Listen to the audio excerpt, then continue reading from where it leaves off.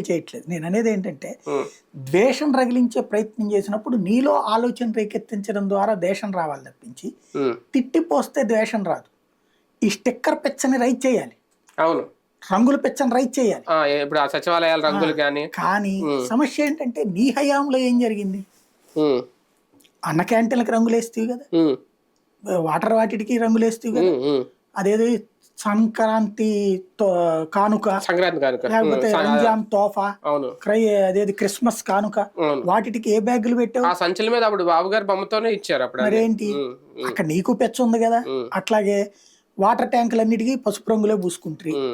కాబట్టి పిచ్చ ఎక్కడ తక్కువ లేదు. కాకపోతే వీళ్ళది ఎక్స్ట్రీమ్ లెవెల్. అది ఇద్దరికి పిచ్చ ఉంది. వీళ్ళకంటే వీళ్ళు మరీ ఎక్స్ట్రీమ్ లెవెల్. ఇది సైకో లెవెల్. అదే ఏంటది, ప్రతి దాని మీద పుస్తకాలు టెక్స్ట్ బుక్ల మీద కూడా జగన్ బొమ్మలు వేసుకోవడం. అవును. టెక్స్ట్ బుక్ల మీద, దాంట్లో ఉన్న కిట్ల మీద కూడా జగన్ బొమ్మలు వేసుకోవడం అనేది అది. అవును. అది ఆ విషయాల్లో నువ్వు విమర్శించు. విమర్శించే ముందు మేమైతే వచ్చాక ఈ దఫా ఇట్లా చెయ్యం, మేము బ్యాగులు ఇస్తాం, ఇట్లా బొమ్మలు ఉండవు, అవును, మేము పుస్తకాలు ఇస్తాం, బొమ్మలు ఉండవు. గతంలో చంద్రబాబు బొమ్మలు వేయలే పుస్తకాల మీద.